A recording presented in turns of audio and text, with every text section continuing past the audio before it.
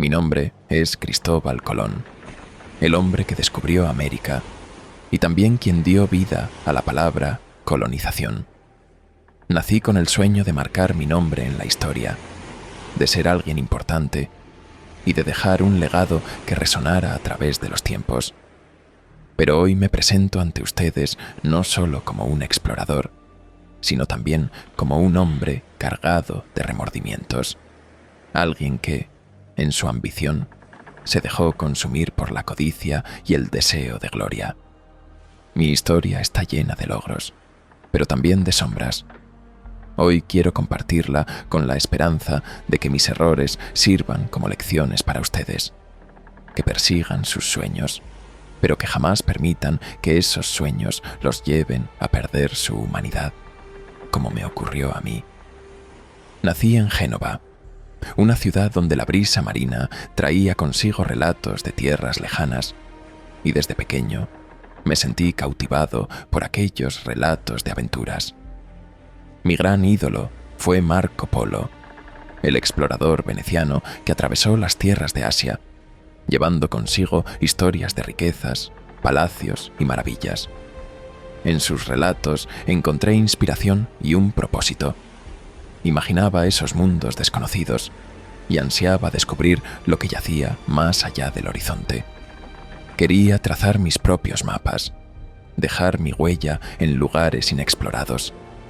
No tenía dudas de que algún día lograría cruzar esos mares y hacer que mi nombre quedara grabado en la historia. Mis primeros años fueron difíciles. Mi familia era humilde, y aunque mi padre quería que yo continuara en su oficio como tejedor, pronto comprendió que el mar y la aventura eran mi verdadera vocación. Trabajé en barcos desde joven, y aunque era solo un aprendiz, aprendí a leer cartas náuticas, a estudiar mapas, a entender la brisa y el oleaje. Recuerdo, cuando era niño en Génova, que me quedaba absorto viendo los barcos partir y llegar en el puerto. Me fascinaban las banderas de colores, las mercancías exóticas y, sobre todo, las historias que traían los marineros. Mi familia no entendía mi obsesión con el mar, ni mi inclinación hacia los mapas y las cartas náuticas. Mis padres, humildes tejedores, creían que debía seguir sus pasos en el negocio familiar, algo estable, seguro. Pero el mar me llamaba. No fue fácil convencer a mi familia de que la vida en la navegación, llena de peligros y riesgos, era mi verdadero destino. Recuerdo, con especial claridad, los relatos de mi hermano Bartolomé, quien también se unió a mí en este viaje hacia lo desconocido. Bartolomé tenía mi misma hambre de aventura y fue una inspiración y apoyo en momentos de duda. Aprendimos juntos sobre los vientos, las corrientes y cómo moverse en el océano, y esa conexión nos unió de por vida. A su lado, comencé a entender que, si quería descubrir lo desconocido, debía estar dispuesto a dejarlo todo atrás. Desde entonces, sabía que mi vida sería una serie de riesgos. Hubo un episodio en mi juventud que marcó profundamente mi vida y moldeó mi carácter de forma definitiva. Aún siendo muy joven, mientras navegaba en un barco mercante genovés que pertenecía a mi familia, sufrimos un brutal ataque por parte de corsarios franceses, verdaderos piratas del mar. Ellos arrasaron con todo, atacaron sin piedad, y el barco pronto comenzó a incendiarse y a hundirse. Recuerdo el olor de la madera quemada, el caos, los gritos de los hombres intentando salvar sus vidas. Sin otra opción, me lancé al mar, aferrándome a un tablón en medio de aquellas aguas traicioneras. Fue un milagro sobrevivir. Nadé, agotado y aterido de frío, durante largas horas hasta alcanzar la costa portuguesa. Fue allí, en ese lugar inesperado, y a través de esa experiencia tan cercana a la muerte, que encontré mi salvación y mi próximo destino.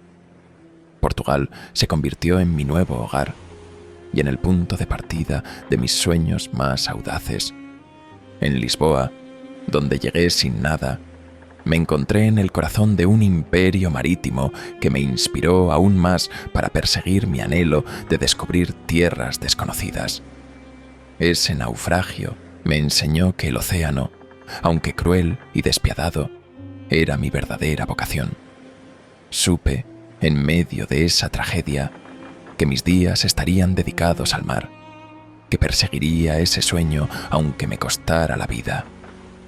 Fue en Portugal, en ese destino al que llegué casi sin esperanzas después del naufragio, donde mi vida tomó un giro inesperado no solo en mis ambiciones, sino también en mi corazón.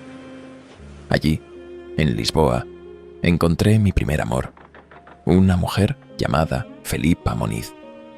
Felipa era noble, una dama portuguesa que venía de una familia con conexiones a la navegación y la exploración, y fue ella quien me introdujo a los círculos de los grandes navegantes y cartógrafos de la época. Su amor y su compañía significaron para mí más de lo que pude admitir en su momento. Felipa me apoyó en mis sueños y creyó en mi visión de alcanzar las Indias por el oeste, incluso cuando muchos otros me tildaban de loco. Ella era mi refugio, mi inspiración, y con ella soñé no solo con tierras lejanas, sino también con una vida más tranquila, una familia.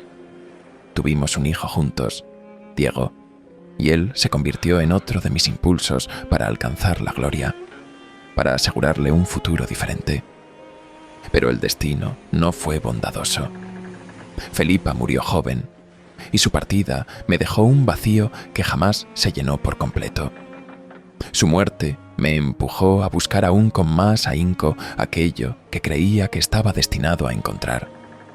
Mi amor por ella y su memoria fueron una fuerza que me impulsó a cruzar los mares, aunque esa misma ambición terminaría llevándome a un camino lleno de sombras. Muchos creen que todos en mi época pensábamos que la Tierra era plana, pero la verdad es que en los círculos académicos y entre los navegantes ya se discutía desde hacía tiempo la posibilidad de que la Tierra fuera redonda. Sin embargo, la idea de llegar a Asia por el oeste era vista como una locura. La distancia parecía insalvable, y pocos se atrevían a desafiar las rutas convencionales hacia el este, rodeando África. Mi convicción de que podía alcanzarse Asia navegando hacia el oeste nació de una combinación de lecturas y mapas antiguos de filósofos como Ptolomeo y viajeros como Marco Polo, quien describía las maravillas de las tierras orientales con tal claridad que parecían al alcance de la mano.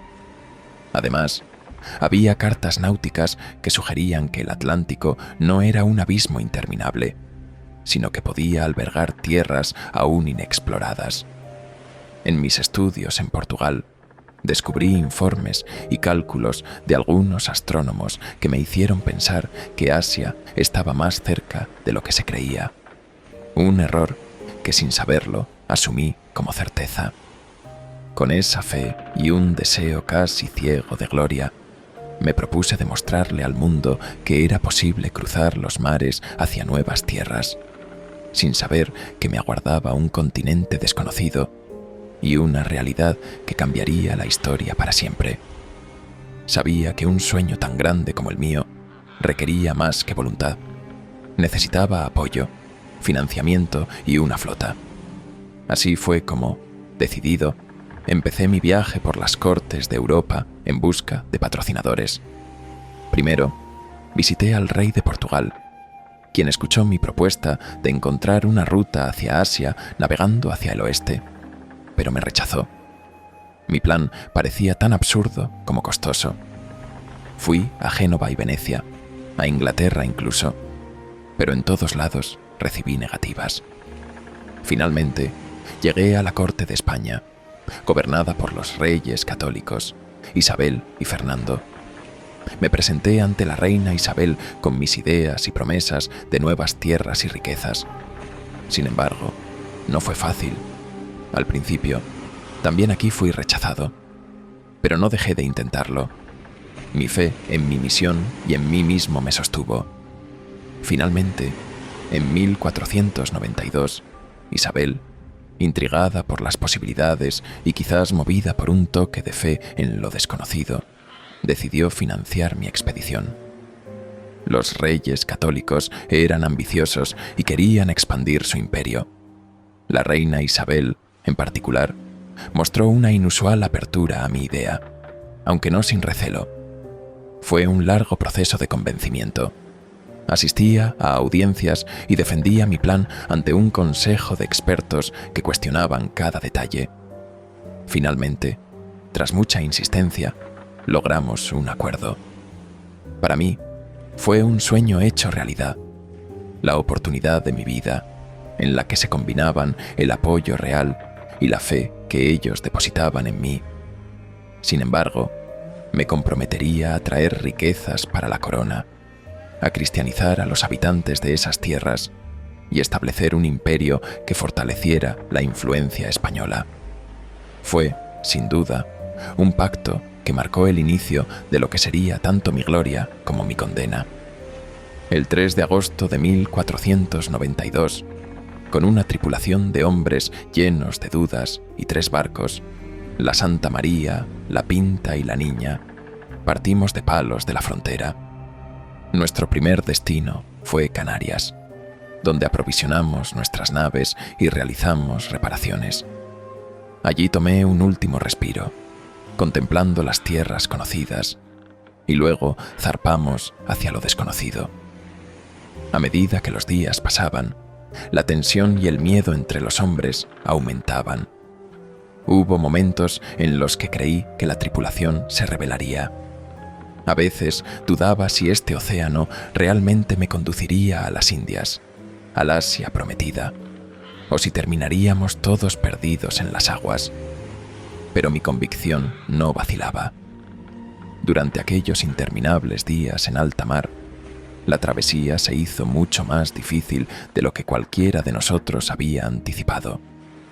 Pasaron semanas y semanas en las que no divisamos tierra, y las provisiones comenzaron a escasear.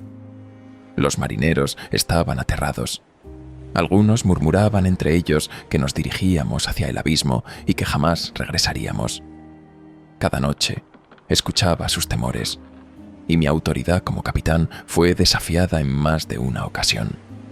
En más de una ocasión pensé que se rebelarían y que terminaríamos de vuelta en España sin haber alcanzado siquiera la sombra de nuestro objetivo. En aquellos momentos de desesperanza, recordaba a mi ídolo Marco Polo, a quien también sus contemporáneos consideraban un loco cuando partió hacia Asia. Esa figura de Polo en mi mente era mi mayor fortaleza, y su ejemplo me hizo mantener mi convicción firme ante las adversidades. Sabía que si fallaba en esa misión, la vergüenza recaería sobre mí y nunca se me brindaría otra oportunidad para cumplir mi sueño. No podía dejar que mis miedos y los de mi tripulación acabaran con el propósito de mi vida. Y así, cada amanecer en el horizonte era una promesa de que mi destino aún no estaba sellado. El 12 de octubre, después de días interminables de vigilar el horizonte, finalmente escuchamos el grito: «Tierra a la vista». Fue uno de los momentos más emocionantes de mi vida. Creíamos que habíamos llegado a las Indias, a la soñada Asia. Llegamos a una isla que llamé San Salvador, en lo que hoy se conoce como las Bahamas. Al desembarcar, fui recibido por los taínos, el pueblo que habitaba esas tierras. Recuerdo mi asombro al verlos por primera vez. Eran personas de tez cobriza, con cuerpos decorados, miradas de curiosidad y hospitalidad. Me ofrecieron alimentos, regalos, y vi en sus ojos la inocencia de quienes no conocían la violencia ni la codicia de nuestro mundo.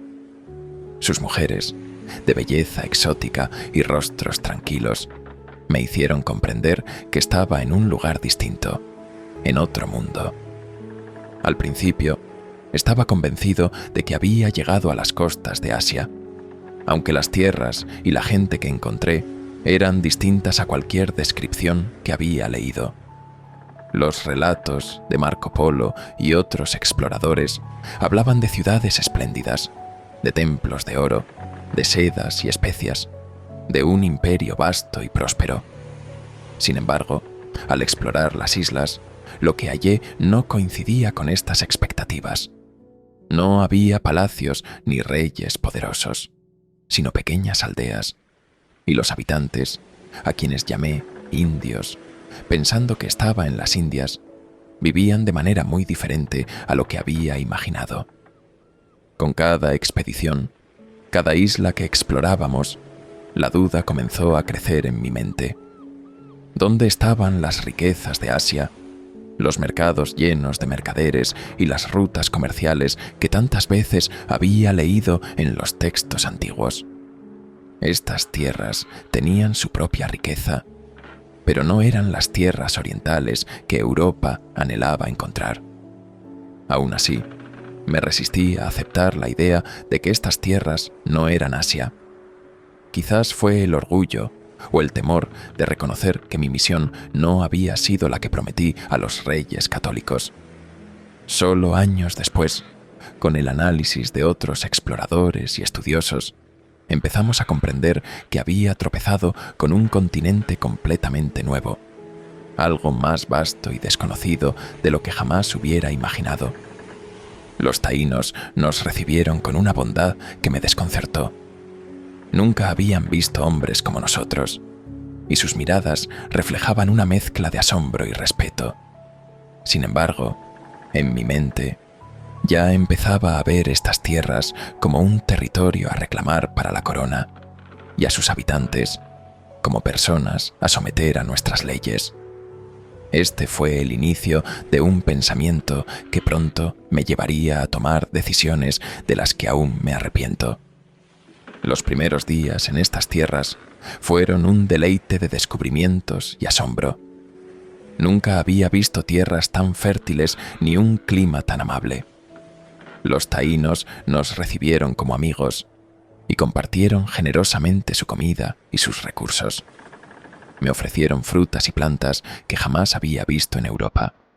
Sus alimentos, como la yuca, el maíz y el cacao, tenían sabores únicos y una riqueza que jamás imaginé. Ellos vivían de forma armoniosa con la naturaleza y en ese sentido eran un pueblo admirable. Nos recibieron con curiosidad y hospitalidad. Eran personas pacíficas, con una cultura sencilla, sin armas ni defensas. Al principio los consideré como almas inocentes, hijos de la naturaleza, y ellos nos veían como si fuéramos seres de otro mundo. Pero lamentablemente, la codicia y el poder distorsionaron esa visión. Pronto empecé a verlos como un recurso más que como personas. En lugar de respetar su cultura y su tierra, decidí que mi deber era tomar posesión de esas tierras en nombre de los reyes católicos. Los obligué a rendirnos tributo en oro, y a cambio les ofrecía protección y religión. Me convencí a mí mismo de que estaba llevando la fe y la civilización a estas tierras, pero en el fondo sabía que nuestra presencia alteraría su mundo para siempre. Tras regresar a España con noticias de nuestro descubrimiento, fui recibido con honores y celebraciones. La reina y el rey estaban complacidos, y pronto organizaron un segundo viaje.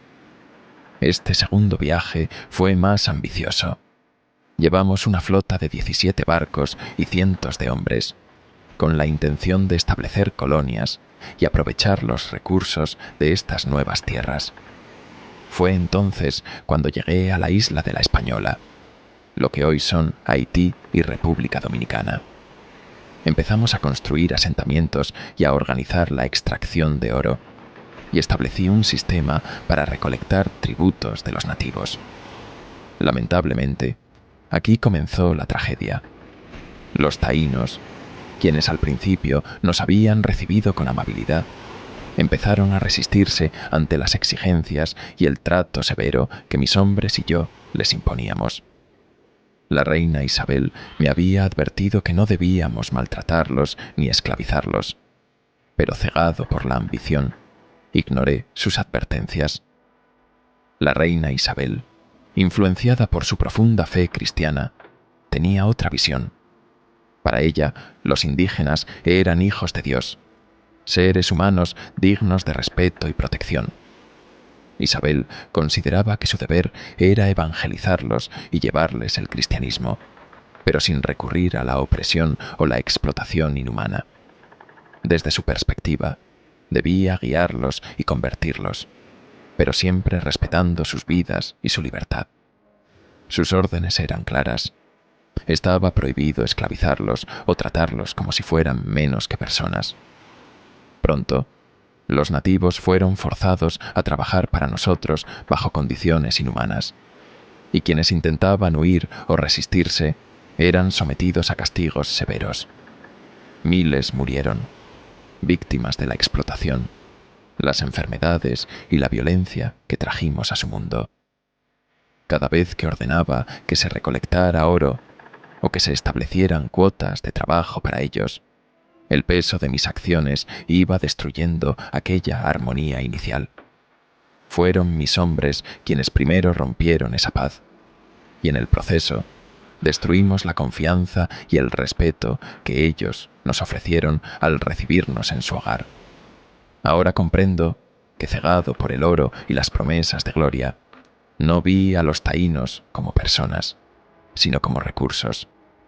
Mi error, mi gran pecado, fue creer que mi visión de mundo era superior a la de ellos. Con el tiempo, la situación se volvió oscura. El ansia por el oro y los recursos llevó a muchos de mis hombres a cometer abusos terribles. Se implantaron impuestos en forma de tributo de oro, y aquellos que no cumplían eran sometidos a castigos inhumanos. Los taínos, agotados por las condiciones de trabajo y las enfermedades que llevamos con nosotros, comenzaron a sucumbir. Miles murieron. No era mi intención al inicio, pero pronto descubrí que en nombre de mi misión había permitido e incluso ordenado actos atroces. Recuerdo una ocasión en la que se me informó que un grupo de indígenas había intentado huir. Ordené que los capturaran y castigaran, un acto que hoy me atormenta. Mi corazón se endureció al pensar que todo esto era un sacrificio necesario para cumplir con mis objetivos. Justifiqué el sometimiento, pensando que así civilizábamos y evangelizábamos estas almas, pero en realidad estábamos destruyendo su mundo. Mi tercer viaje, en 1498, fue el inicio de mi caída. Mis métodos y la forma en que goberné las colonias provocaron críticas y quejas que llegaron hasta la corona. La reina Isabel, decepcionada al enterarse de que había permitido abusos y esclavitud. Esto generó un conflicto entre mis acciones y las expectativas de la corona. Mis métodos duros, mi trato hacia los indígenas, no solo eran mal vistos, sino que iban en contra de los principios cristianos de los reyes, especialmente de la reina. Este desacuerdo culminó en mi caída en desgracia ante la corona. Mis abusos y mi dureza hacia los nativos me costaron mi posición y llevaron a que fuera juzgado y arrestado, enviado de vuelta a España en cadenas, una humillación que nunca pensé que viviría. Me retiró el apoyo y ordenó que me trajeran de regreso a España encadenado para ser juzgado por mi conducta en las Indias. Volví a España esperando recibir la gloria prometida. Sin embargo, en mis últimos años, fui encarcelado y humillado. Mis antiguos apoyos se esfumaron, y aquellos que una vez me aclamaron como héroe, ahora me veían con sospecha. El imperio que ayudé a abrir a España no me otorgó el reconocimiento que había imaginado, sino que me dejó en el olvido y la ruina. Pasé mis últimos años sumido en la tristeza y la ruina, acusado y destituido de todos mis cargos. Aquel sueño que una vez me había llenado de esperanza y propósito, se había transformado en una pesadilla de explotación y destrucción. Me convencí de que estaba civilizando a esas tierras, cuando en realidad estaba arrasando con su esencia. Morí sin el reconocimiento y la gloria que una vez soñé, y con el peso de haber destruido lo que había jurado proteger. Mis últimos años fueron de amargura y reflexión. La culpa por lo que permití, por las injusticias y los abusos que mis hombres cometieron bajo mi mando, se volvieron una carga insoportable. Comprendí que, en mi ceguera, había traído tanto descubrimiento como devastación. Mi ambición, aunque motivada por el deseo de expansión y conocimiento, se transformó en una obsesión que costó innumerables vidas y despojó a pueblos enteros de su libertad y de sus tierras. Hoy, desde el otro lado de la historia, veo con claridad los errores que cometí. Mi ansia de gloria y riqueza nubló mi juicio y me llevó a cometer injusticias que marcaron para siempre el destino de pueblos enteros. Mi consejo, entonces, es que persigan sus sueños, pero no permitan que el poder ni la codicia los cieguen. Cada paso hacia lo desconocido debe ir acompañado de respeto y humildad hacia quienes ya están allí. Al final, más que un descubridor, me convertí en el primer colonizador. Espero que mi historia sirva de lección para que cada generación recuerde que la grandeza de una hazaña no vale nada si se basa en la destrucción y el sufrimiento de otros. Hoy, al ver lo que se ha convertido en el nuevo mundo, quiero pedir perdón. Mi nombre ha quedado para siempre ligado al inicio de una historia de colonización y explotación que yo mismo desencadené. Si bien descubrí un continente, mis acciones también destruyeron culturas y causaron sufrimiento. Espero que mi historia, con sus luces y sus sombras, pueda servir como una advertencia de lo que puede suceder cuando el ansia de poder y descubrimiento va de la mano, con la indiferencia hacia los derechos y la dignidad de otros seres humanos. Les dejo mi relato para que recuerden que los grandes descubrimientos a veces pueden traer consigo profundas tragedias. No repitan mis errores, que cada paso hacia lo desconocido esté guiado no solo por el ansia de explorar, sino por el respeto hacia todo aquello que encuentren en su camino, entren en su camino.